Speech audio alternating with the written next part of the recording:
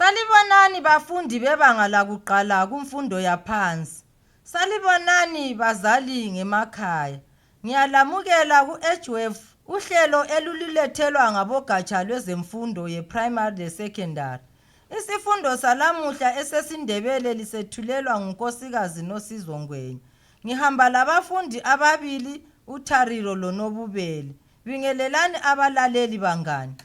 Salibonani bangane bethu. Salibonani balaleli.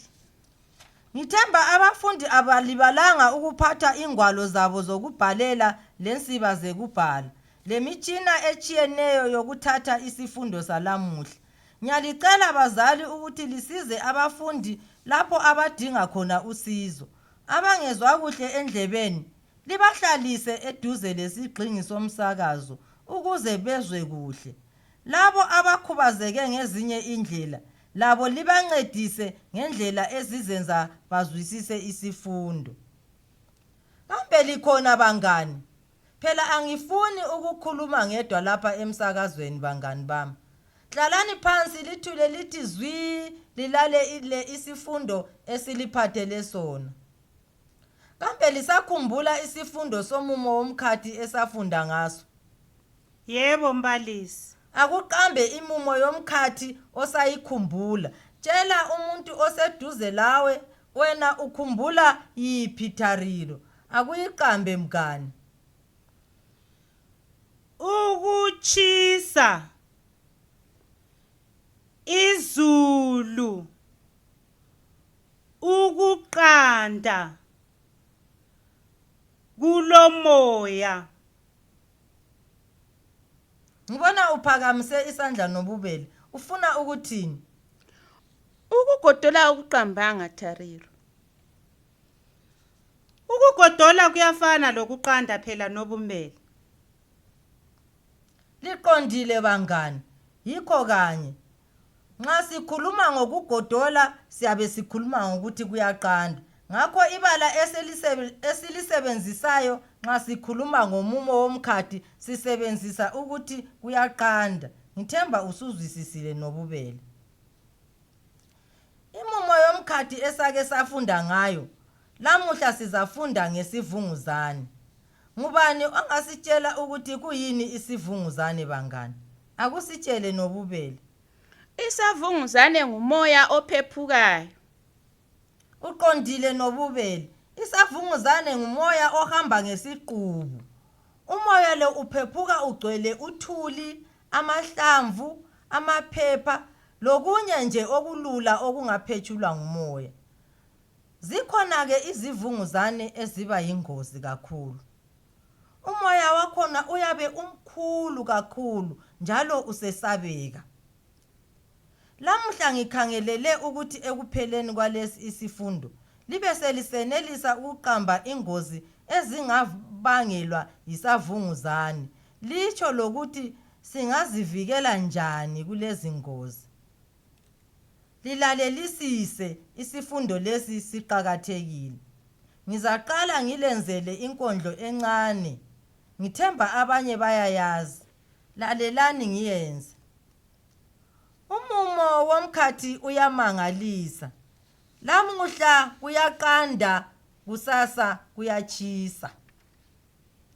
Umumo womkhathi uyamangalisa. Lamuhla kulomoya, kusasa izulu liyana. Umumo womkhathi uyaguquka. Sizayiphinda njalo labangani bami lapha. Asiyiphindeni bangani. Umumo womkhathi uyamangalisa. Lamuhla kuyaqanda, kusasa kuyachisa. Umumo womkhathi uyamangalisa. Lamuhla kulomoya, kusasa izulu liyana. Umumo womkhathi uyaguquka. Lenze kuhle bangani. Lenze kuhle kakhulu bangani bami. Asiqhubekeni ngesifundo. Asithuleni sithi zwi silalele indatshana evela emsakazweni. Silalelisise ngoba ngizalibuza imibuzo. Ngisalayitha iRadio. asilaleleni indatshana. Uselayithile iradio uNobubele. Nansi indaba zifundwa nguzinyo lentethe Magadlela.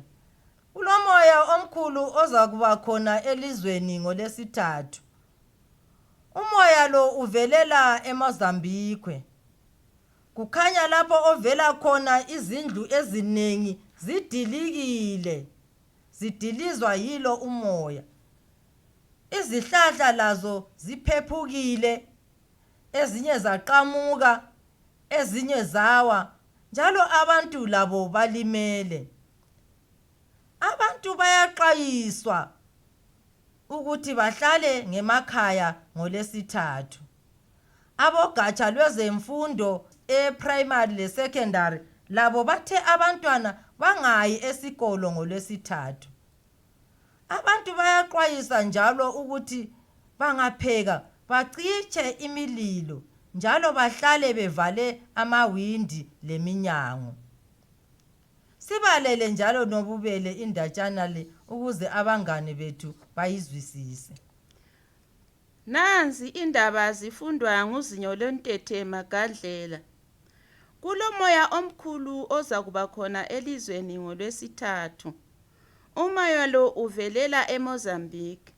Kukhanya lapho ovelela khona izindlu ezinengi zidilikile.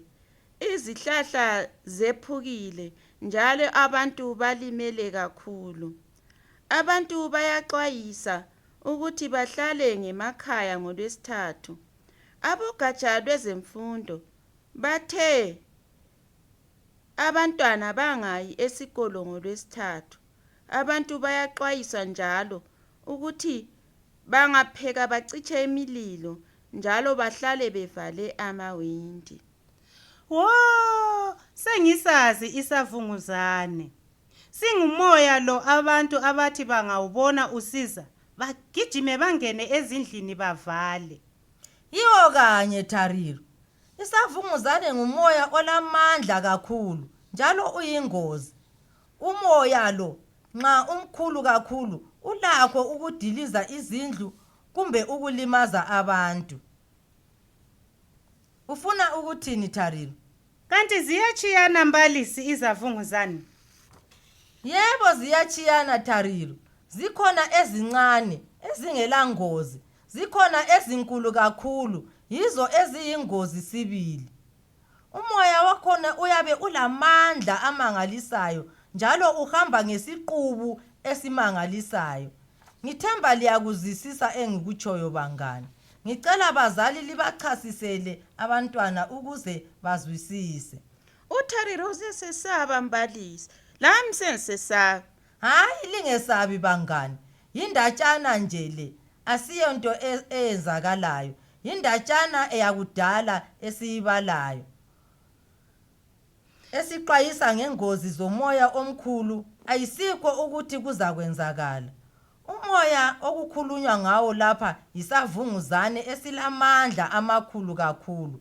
Umoya lo uyesabeka bangane njalo uyingozi. Kwesinye isikhathi ungalumathisa umlilo kutshe iganga elikhulu kumbe kutshe izindlu.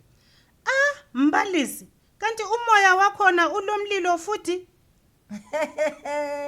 Tariro, lamhla uyabuza sibili. Kuhle lokhu, kutshengisa ukuthi uyasizwisisa isifundo. Kuhle ukubuza, kwenza ukuthi uzwisise sibili. Lalela ke. Umoya lo awulamlilo Tariro.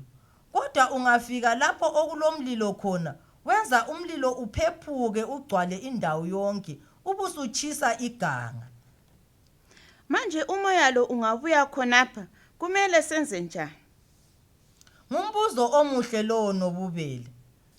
Nxa kungathutsha umoya, kumele lihlale phansi endlini eyiyo eqine ukwedlula ezinye ngekhaya. Ngithemba liyazwisisa bangane. Ukuze ngibone ukuthi liyazwisisa, isavunguzane lesi kanti kuthiwa senzeni lapha esisuke khona. Ngubani ongasinika impendulo? Yimi mbalisi. Sitshele Tariro.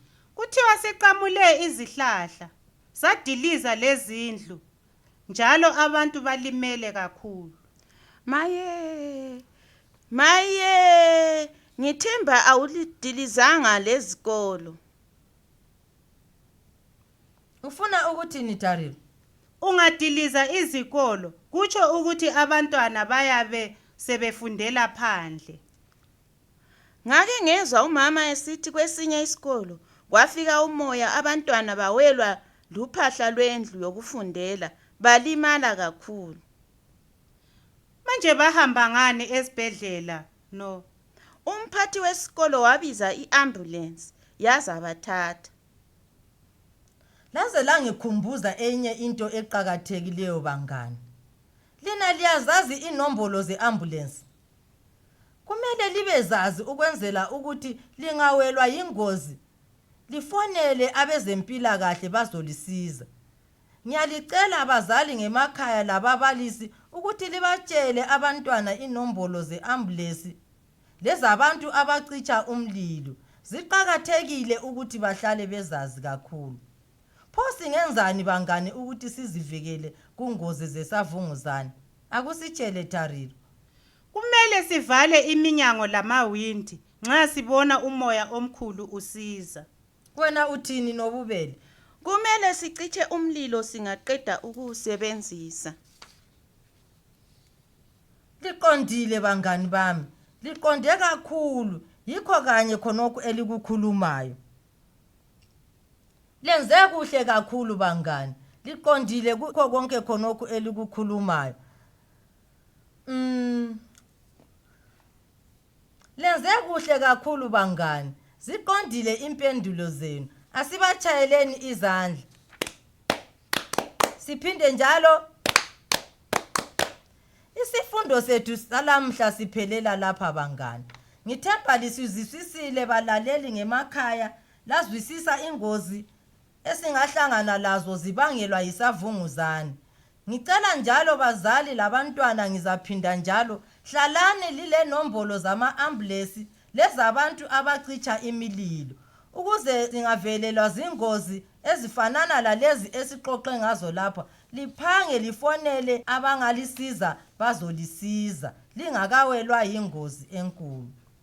Isifundo sethu salamhla siphelela lapha bangani. Ngithemba lisizwisisile kakhulu.